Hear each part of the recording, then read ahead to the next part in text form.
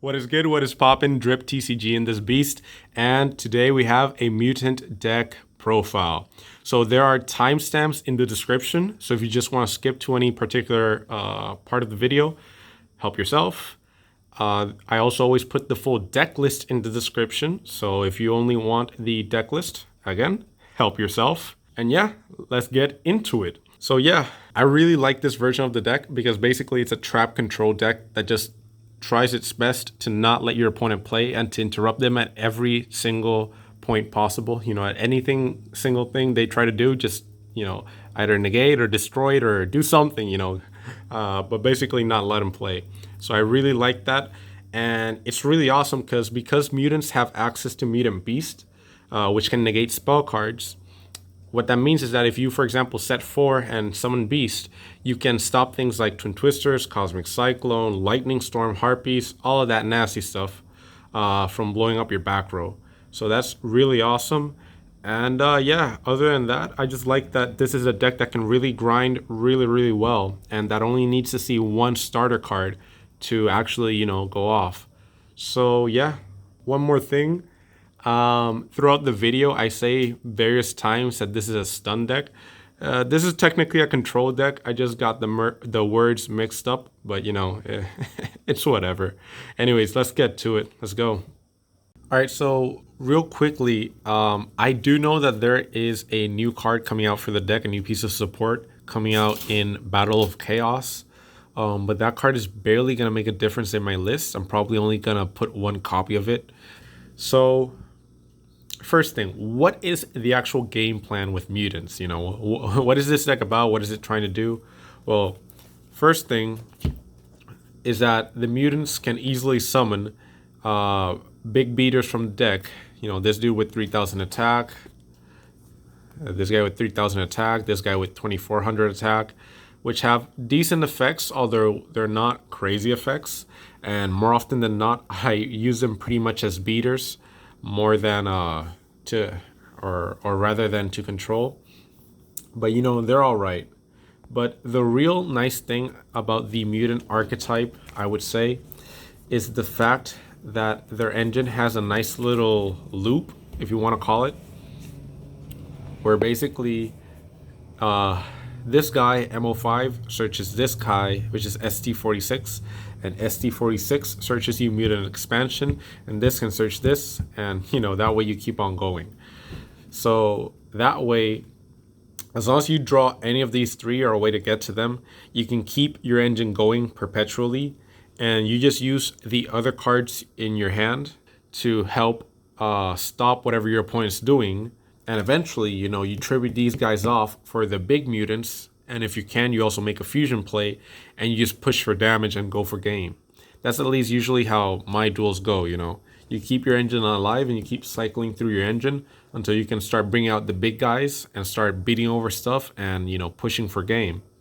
So that being said, obviously these are the prime cards that you want to be seeing. But there's a big difference in quality, because this one is definitely the best of the three, because you just use this on your opponent's end phase. You special summon this guy out, this guy searches this guy out, and on your turn you can normal summon this, and you can go off from there. So since this is the best of the three, that makes this one the second best, because this one searches this one. And by definition, that makes this one the worst of the three, which is actually why I'm only running 2 copies of him, not 3. And I will probably continue to run 2 copies of him even when the new card comes out. Because the new card, Myutant Mutator, even though he is cool and he has uses in the deck, and I will most likely incorporate him, he doesn't get me to this card. And this card is still the best card of the deck, even when that new support comes out. So I want as many ways to get to this, and if you don't help me get to this, then you know you're not gonna get my attention. And M-05, just to, you know, elaborate, almost everyone likes to run 3 of him because he is technically a starter. You know, he technically does get you to your engine, but he does it in the worst way possible. Because if you normal summon it, you will either search this, which cannot summon itself, so it's going to be dead for 2 turns in your hand, Or you're going to search the new card, Myutant Mutator, which, you know, cool. You can summon Mutator out. You can then tribute both of these guys off to summon one of the big mutants. But after that, once you summon the big mutants, once your opponent outs them, you're out of engine. And if you're out of engine, you know, not too soon after, you're probably going to lose. So even when the new card comes out, this card is still going to be searching this most of the time. So I don't want to be in a situation where, fine, I got a +1, but now I got to wait 2 turns to actually get some value off of it. You know, that's just horrible. So that's why I'm not maxing out on this guy, because he's okay, but he's not great. If anything, I would play one of him. But the thing is, I need to, because you almost always go through 2 of them just in your regular plays. But otherwise, I would totally just run one of him. So yeah, let's actually now get into the card by card. So 2 emergency teleport, you know, shouldn't have to explain. Actually, let's zoom in on this beast. Got these motherfuckers shiny, might as well, you know, show them off a little bit, you know what I'm saying? But yeah, 2 emergency teleport. Then 3 copies of ST-46, because I just explained why. Gets me to the best card in the deck. Or the best card to resolve in the deck.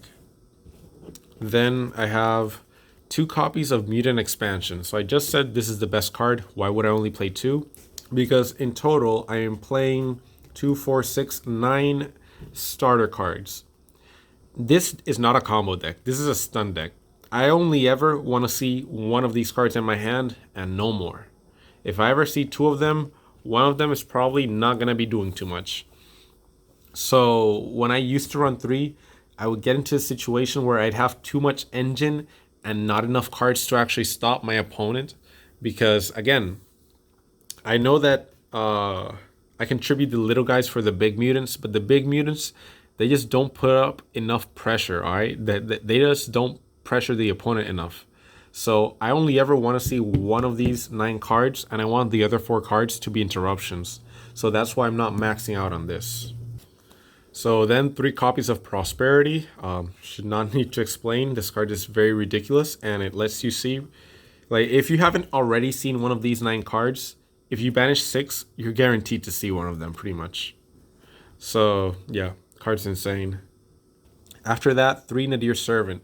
So there's a very specific reason why I am running Dogmatika in this list, and it is because the Dogmatika cards can send Toadally Awesome, whose grave effect targets any water monster in the graveyard. You know, if he's sent to graveyard, target 1 water monster, add it to hand.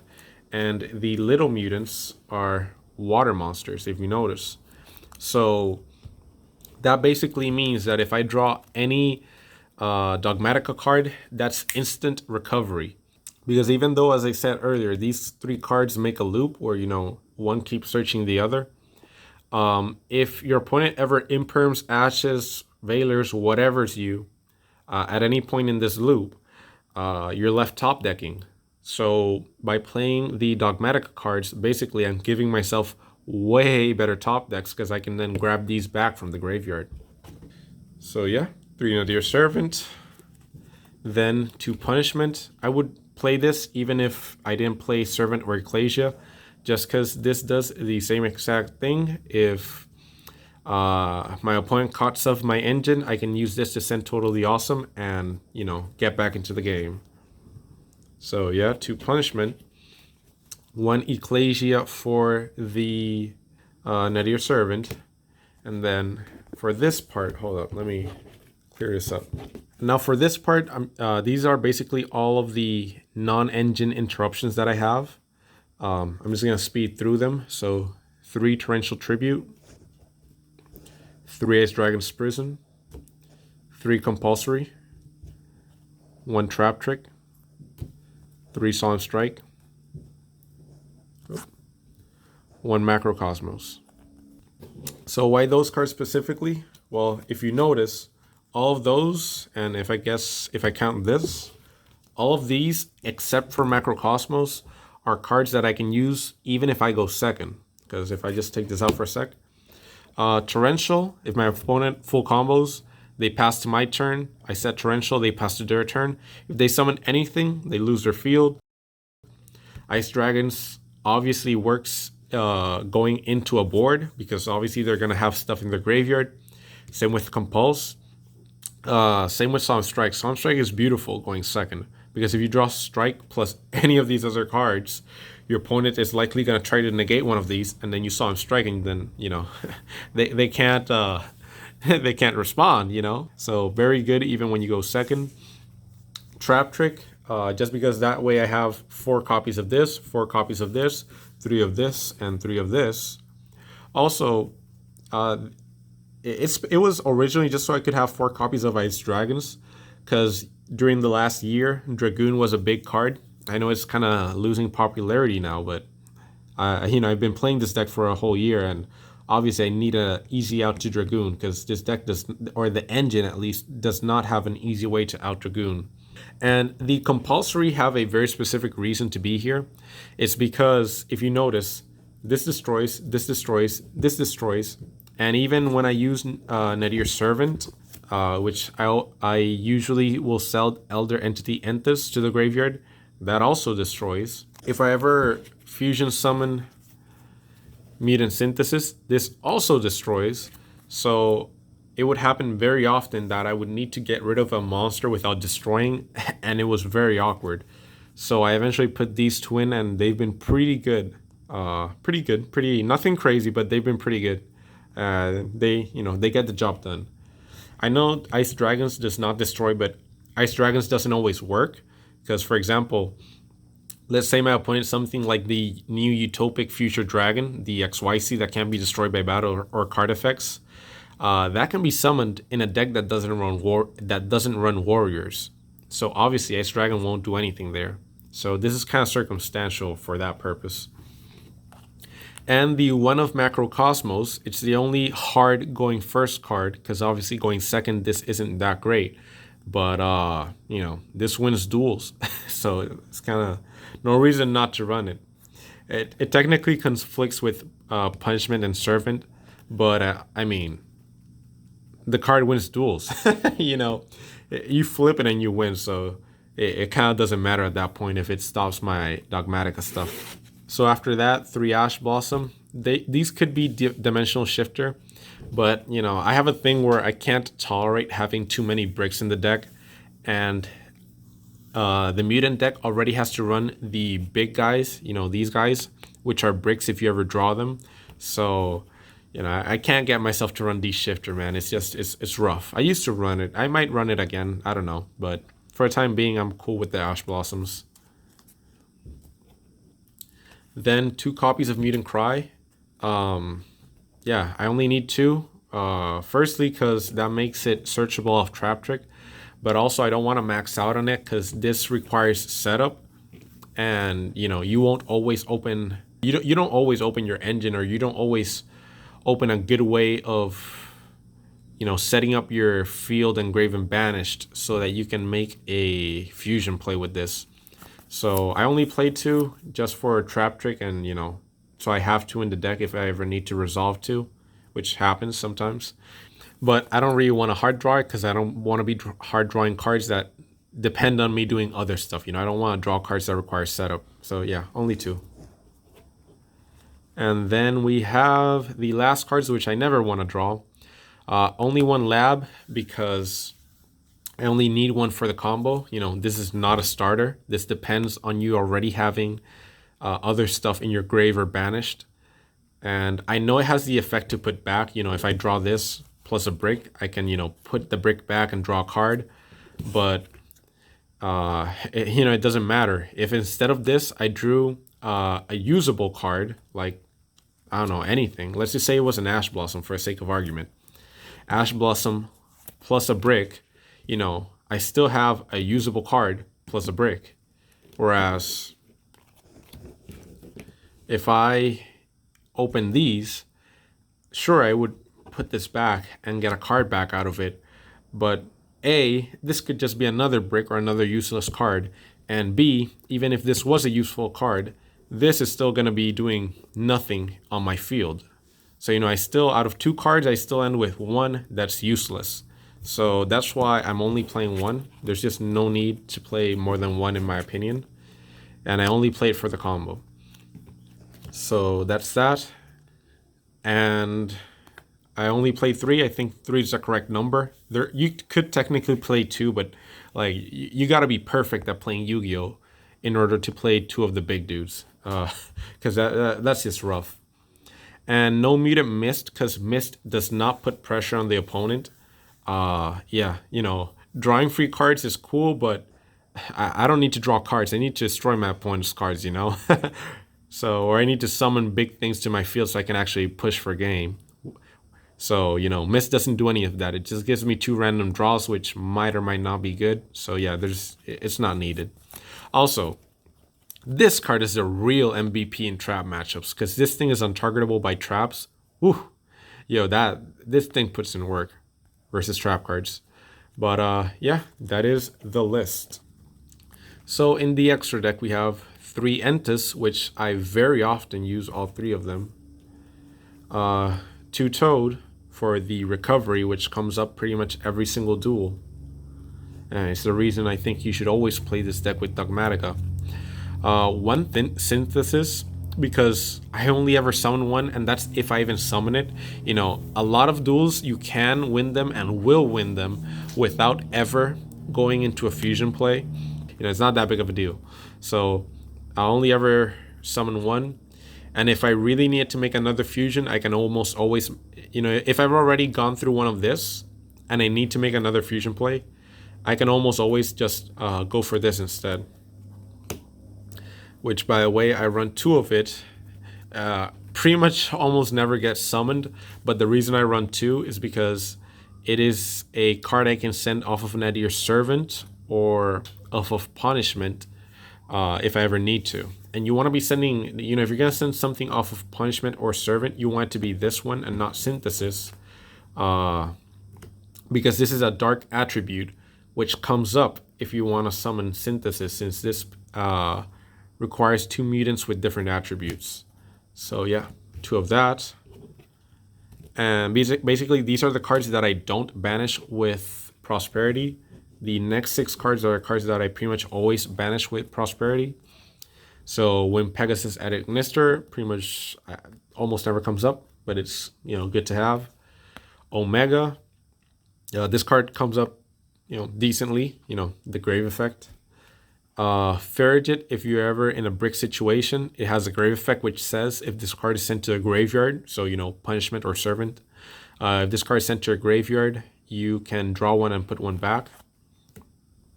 Secure Gardna for the Almiraj, which, oops, I should have shown this earlier. I never banished this. I always keep one. I always keep this in the extra deck, but I run 1 Almiraj for when I want to go for Ecclesia. You know, you just link off one of the little mutants.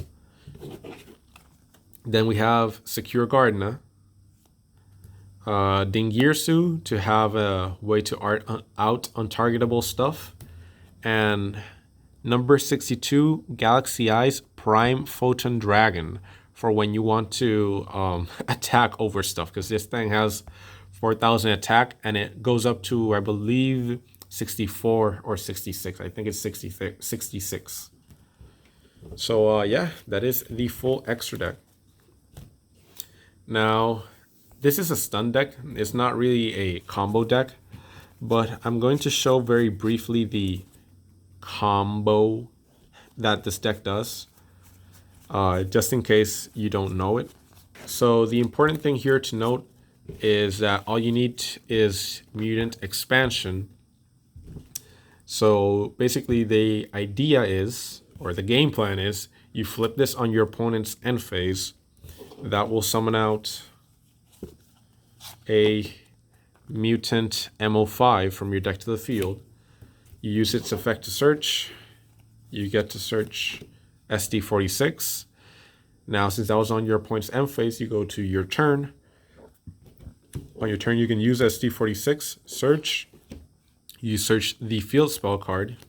You use its on field effect. You tribute itself and banish this to summon Myutant Beast. And now you activate the field spell card, Since this is banished, you get to summon it, activate its effect since you haven't used either of its effects this turn. And right now, I would search ST-46, but when the new card comes out, I'll probably just search out the new card because that'll help me deal more than 8,000 damage. For now, I'll search this, since we don't have the new card yet. And now I can use his on-field effect to tribute and banish in order to summon Myutant Arsenal from your deck to the field. So basically, off of one card, off of resolving this on your opponent's end phase, you have follow-up in your hand. You have 2,400 plus 3,000 damage, although they're currently boosted by 100 thanks to a field spell. You have a spell negator, and you have a monster banish. So, that's pretty decent off of one trap card. And when the new card comes out, Myutant Mutator, he'll be able to summon himself out and use this effect to summon something else from deck. So, for example, you could summon out another Myutant Beast, and that's definitely over 8,000, assuming your opponent doesn't have any cards, or, assuming you were able to deal with his cards on his turn, and not let him play the game. Also, FYI, but all of this is for summons, so, that's always very nice when you can do stuff under 5 summons. But yeah, that is the deck profile. I hope you guys enjoyed it. If you have any questions, just let me know. If you want to see more of the deck, because I feel like I could talk a lot about it, but at the same time, it's kind of like a deck. The thing with this deck is, it's a deck you gotta play to really see its potential, because since it's a stun deck, it's not really a combo deck. I can't really do like a test hands video with this deck. I mean, I could, but half of the test hands is just gonna be me setting cards and passing. The real cool part about this deck is all the small interactions you do throughout the game in terms of interacting with your opponent and disrupting him, and in terms of resource management, because definitely this is a resource management type of deck. Because like I said earlier, you have the loop where you can search expansion with SD. SD can be searched with M-05. M-05 can be searched with expansion, and you keep that loop going. But your opponent can also interrupt you, and it's a really cool back and forth, which is what I like about this deck. To be honest, I like the fact that it's a very back and forth deck.